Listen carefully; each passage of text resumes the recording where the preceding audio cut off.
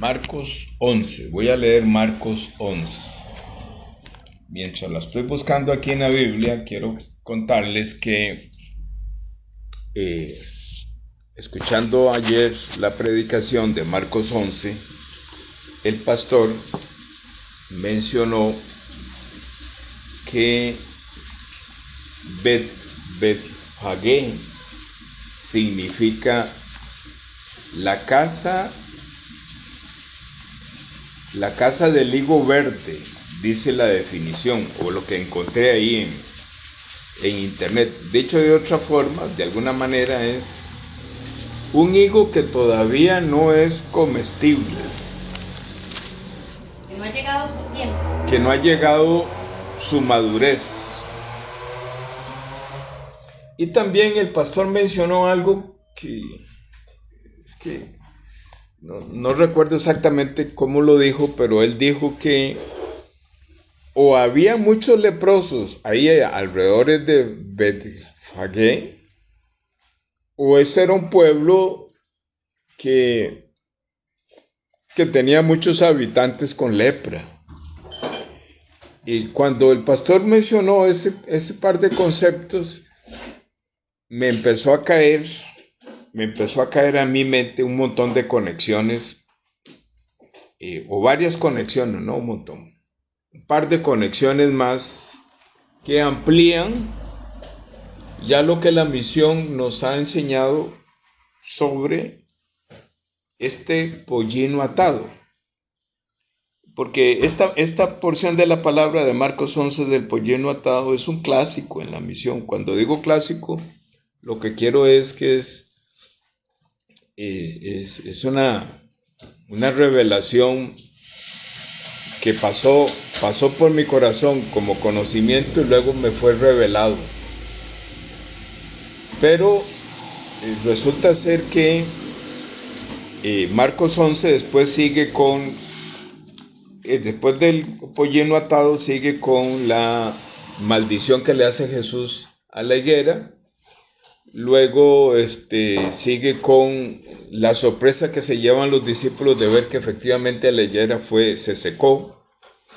Y luego Jesús les dice ahí que tengan fe, que si tuvieran la fe como un grano de mostaza, le dirían a este monte, échate en el mar y pasaría. Entonces, y al final termina con otro tema ahí que no sé qué es, pero voy a leer. Bueno, porque cuando la higuera se seca y luego,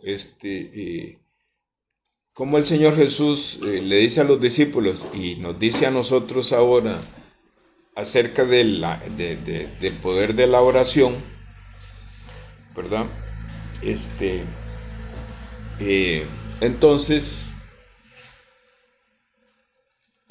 se conecta, o sea, complementa la frase aquella que el Señor Jesús le dice a los discípulos: si te preguntan por qué lo desata, decirle que el Señor lo necesita. Y eso se conecta con el Evangelio de Juan capítulo 6, la frase o la idea que da de que el Señor Jesús dice: todo lo que el Padre me da, yo no lo echo fuera. Bueno, voy a leer Marcos 11 y voy a ver hasta dónde leo. Dice así. Bueno, dentro de los clásicos, dentro del conocimiento y lo que nos ha sido revelado por medio de la misión acerca de este pasaje del pollino, está Éxodo 13:13, que dice básicamente, o sea, lo parafraseo, dice que si usted quiere que un pollino de asno continúe viviendo, tiene que sacrificar un cordero.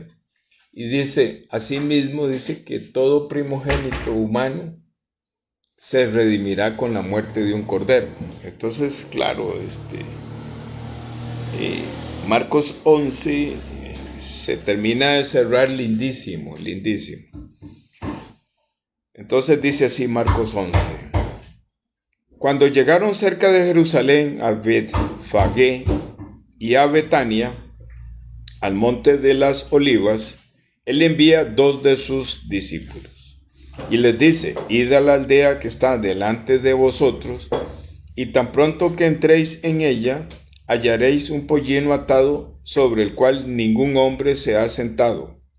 Desatadle y traedle. Y si alguien os dijere: ¿por qué hacéis eso?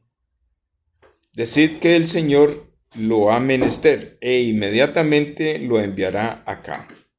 Y fueron y hallaron el pollino atado a la puerta fuera, entre 2 caminos, y le desatan. Y ciertos de los que estaban de pie allí le dijeron: ¿qué hacéis desatando el pollino?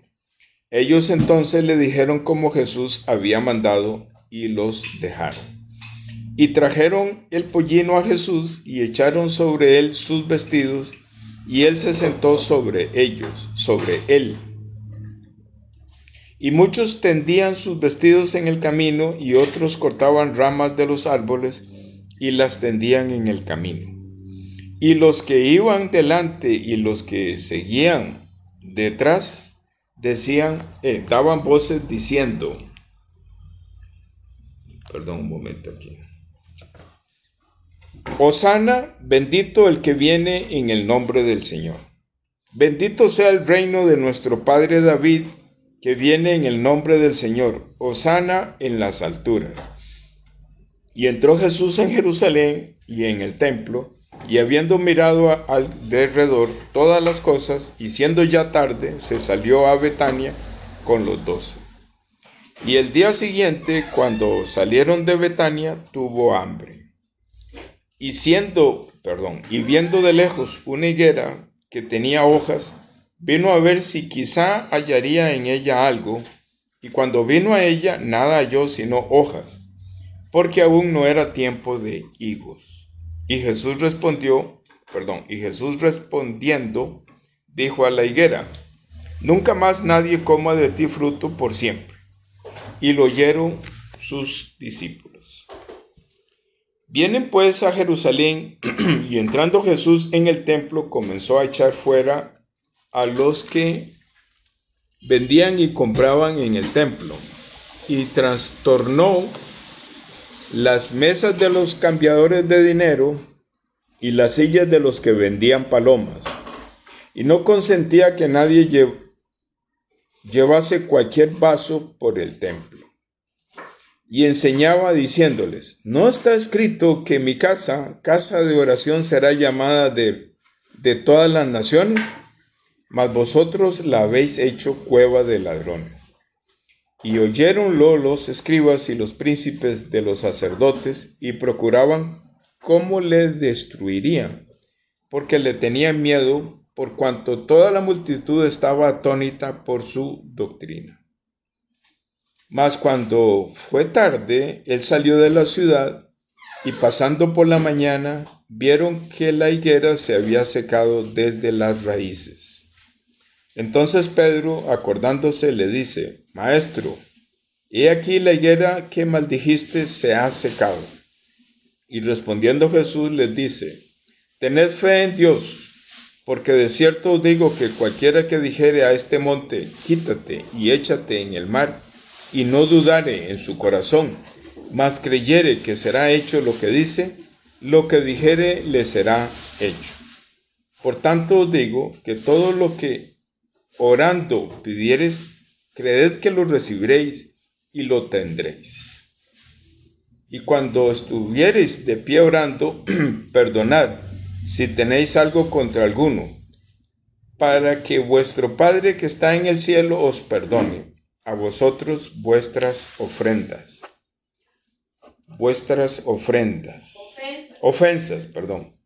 Porque si vosotros no perdonaréis, tampoco vuestro Padre que está en el cielo os perdonará vuestras ofensas. Voy a leer ahí hasta el 26.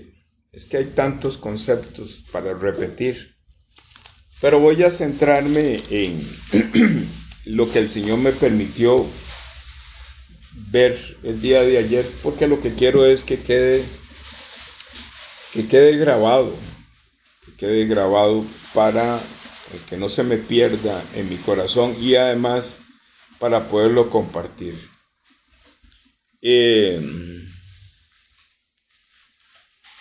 Y la palabra de Dios nos enseñaba el pastor Daniel en aquellos entonces que la palabra de Dios tiene llaves para poder entender cómo es que el misterio de la información y de la revelación está escondido. Una de las razones que el Señor Jesús dice que Él habla en parábolas es porque dice, yo le hablo a todos en parábolas, ¿verdad? Pero los que están conmigo yo les voy a hablar directamente. ¿Qué es lo que quiere decir? Lo que quiere decir el Señor Jesús es que la palabra de Dios hay que compartirla a todo el mundo, ¿verdad? Y en parábolas porque realmente hay un mensaje ahí escondido en esas parábolas o en ese estudio bíblico que el Señor permite dar a algunas personas usando la boca de algunas personas o algunos pastores o líderes. ¿Qué es lo que quiero decir? Que si esa parábola o esa palabra inquieta el corazón de las personas, de tal forma que esa persona quiere saber un poco más, entonces es cuando la persona se conecta con la congregación, con la iglesia, y entonces ahí es donde dentro de la congregación o en una forma más cercana, se le devela o se le explica con más claridad las llaves que están ahí escondidas. También es importante conocer que el propósito de la palabra de Dios es liberarnos de la esclavitud del pecado. En eso consiste toda la palabra de Dios. Cuando la palabra de Dios, por medio de la palabra de Dios, el Señor nos libera del pecado y nosotros entramos en Él, entonces ya estamos listos para regresar al cielo, porque básicamente de eso está hablando la palabra. Pero primeramente, la palabra de Dios quiere decirnos la mala noticia. ¿Cuál es la mala noticia aquí? Que este pollino, de pobre animalito, él no ha hecho nada, ¿cómo es? Él no es culpable de haber nacido pollino, de haber nacido un animal inmundo, ¿verdad?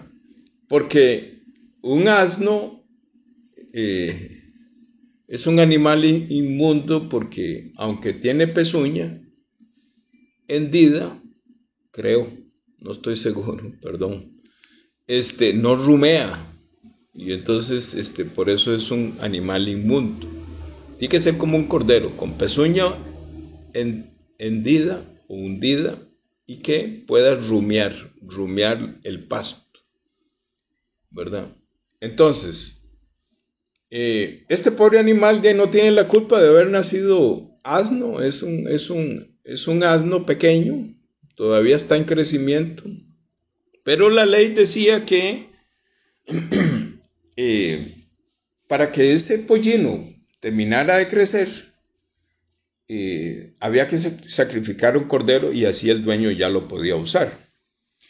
Es interesante esa conexión con Éxodo 13:13. Pero lo que quiero hacer énfasis es en la mala noticia. Este pollino no ha hecho nada, pero está amarrado, está esclavizado. O sea, él no puede por sí solo tomar la decisión de ir para allá, ir para acá, venir y caminar, comer, descansar. No, él está amarrado, está sujeto a la voluntad de su dueño. Esa es la mala noticia. Entonces, el Señor Jesús manda 2 de sus discípulos, 2 es el Evangelio, manda 2 de sus discípulos a la aldea de enfrente. Es de lo más lindo todo esto. Y en efecto, siguiendo las instrucciones de Jesús, se encuentran un pollino atado. Y también el Señor Jesús le dice, no le van a permitir llevarse el pollino, pero decirle en mi nombre, o sea, en el nombre del poderoso de nuestro Señor Jesús, que el Señor lo necesita. Y entonces los hombres, cuando escuchan esto con tanta autoridad, que viene de parte de la boca de nuestro Señor, de los hombres sueltan este pollino. Ahí, en ese momento, este pollino es libre de la esclavitud del dueño anterior. Entonces, se lo traen delante de Jesús y, como decía el pastor ayer, dice, es como, sería como chistoso, ¿no? Sería habría que ver cómo es que el Señor Jesús se montó en ese pollino, si era pequeñito y si el Señor Jesús tenía una talla normal, pues se vería ridículo montándose en un animal tan pequeño. Pero el tema aquí no es montarse o no montarse. El tema aquí, que es lo que quiero compartir un poquito, es que dice que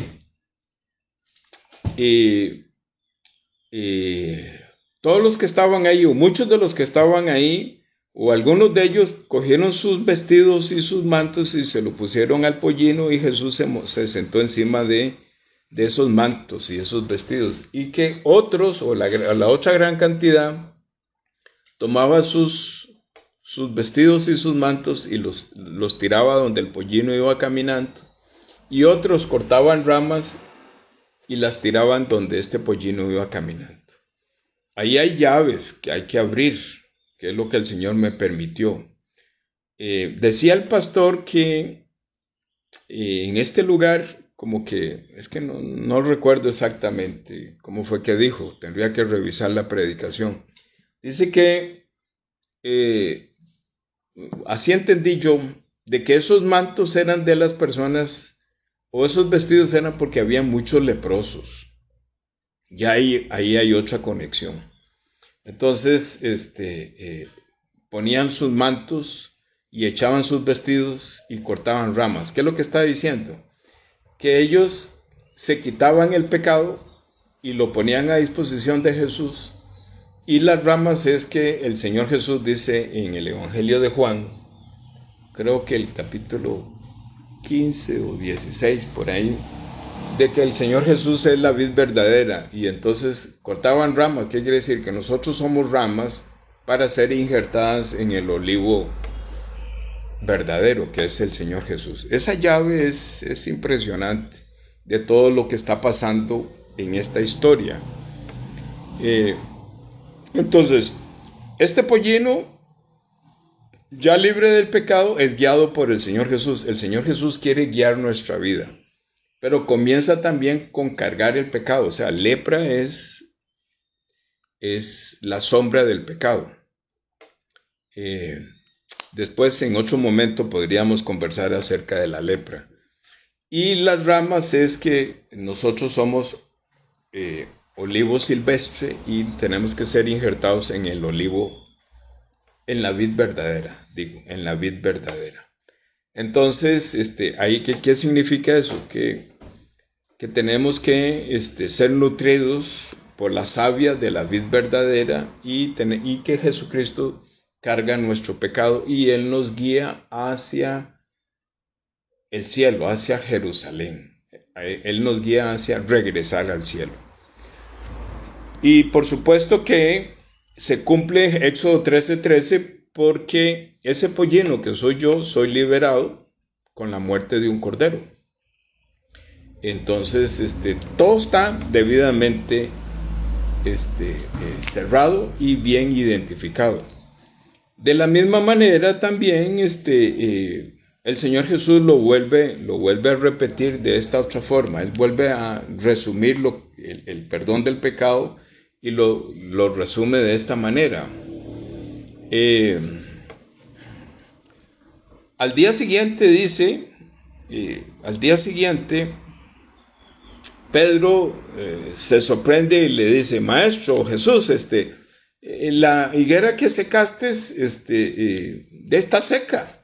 Entonces el Señor Jesús le dice, básicamente estoy parafraseando, si tuvieras fe como el grano de mostaza y le pidieras al Padre en oración de que le dice a ese monte, échate en el mar, dice lo que pidieres será hecho.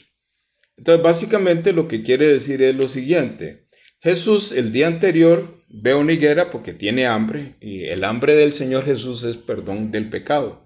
Entonces donde ve la higuera está haciendo una relación muy clara a Génesis 3 cuando Adán y Eva se cubren con hojas de higuera. Entonces dice que estaba lleno de hojas. Es lo mismo, Adán y Eva están llenos de hojas. Entonces el Señor Jesús va a buscar fruto. ¿Fruto qué? Fruto de la salvación. Fruto de Él mismo, encontrar la presencia de Él en el corazón de esta higuera.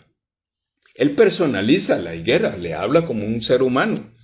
Entonces aquí en Marcos 11, entonces Él, al no encontrar el fruto de la salvación, de una vez le dice, voy a parafrasear, si acaso esta higuera diera fruto, no coman de ese fruto, ¿verdad? Nunca más coman de ese fruto. ¿Va? La maldice. ¿Qué quiere decir? Que no coman del fruto del pecado. Porque las higueras llenas de hojas, cuando es el tiempo, sale un fruto y ese fruto espiritualmente es el pecado. No coman de ese fruto del pecado, nunca más, ¿verdad? Y la maldice y por eso es que se seca al día siguiente inmediatamente, porque lo que está diciendo claramente el Señor Jesús es que Él vence el pecado, Él vence esta serpiente, Él vence este espíritu inmundo, por eso se seca. Ahí repite el Señor Jesús la salvación, que la salvación comienza orando al Padre. Nosotros como conocedores de la palabra tenemos que orar al Padre dentro de Jesucristo por nuestro metro cuadrado, por nuestros familiares, por aquellos vecinos, amigos que nosotros amamos, orando en oración para que ese monte que no nos permite entrar al cielo, ese monte que es el pecado, sea echado en el mar, como dice Apocalipsis, que este dragón fue echado en el mar y se llevó a las profundidades de la tierra. De eso exactamente está hablando. Entonces, todo lo que nosotros pidamos al Padre, dentro de Jesucristo, el Padre lo concede, que es la salvación de nuestras personas, de nuestros deudos, de nuestros familiares, de la gente que nosotros querramos que sean salvos. Ahí habla del desorden y el negocio que había en el templo, ¿verdad? Y cómo el Señor Jesús limpia. En otro evangelio dice claramente cómo es que Él limpia. Está enojadísimo. Porque han hecho del templo, usando las ofrendas, un negocio en ese momento. Pero espiritualmente, pues, por lo que uno logra ver ahí desde lejos, desde afuera, hoy en día, pues, hay algunos templos en que lo que hay es un negocio ahí adentro, ¿verdad? Están sacando provecho, con el pretexto que es el evangelio o que están adorando a Dios, están sacando provecho. Entonces él quiere limpiar todo eso, porque realmente el templo del Señor Jesús en ese momento era para el perdón del pecado, y hoy en día el templo, o sea, la iglesia que se congrega en un templo, su única función es para el perdón del pecado y no hacer ningún tipo de negocio. Bueno, termino aquí este audio así como muy atravesado, para guardar esta información de lo que el Señor me permitió ver un poquito más, porque hay más cosas ahí, que es lo que yo decía al principio de los clásicos. Dice entre dos caminos, después que más dice que los que venían delante y los que venían detrás, o sea, nuestros hijos, nuestras familias que están atrás y los hijos que van a venir. En fin, ¿qué más hay aquí? Hay muchas cosas.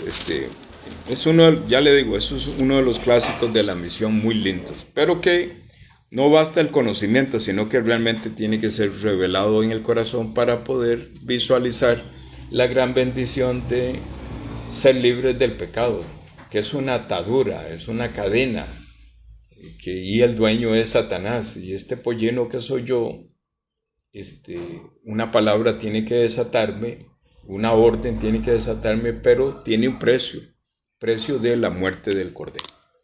Ok, gracias.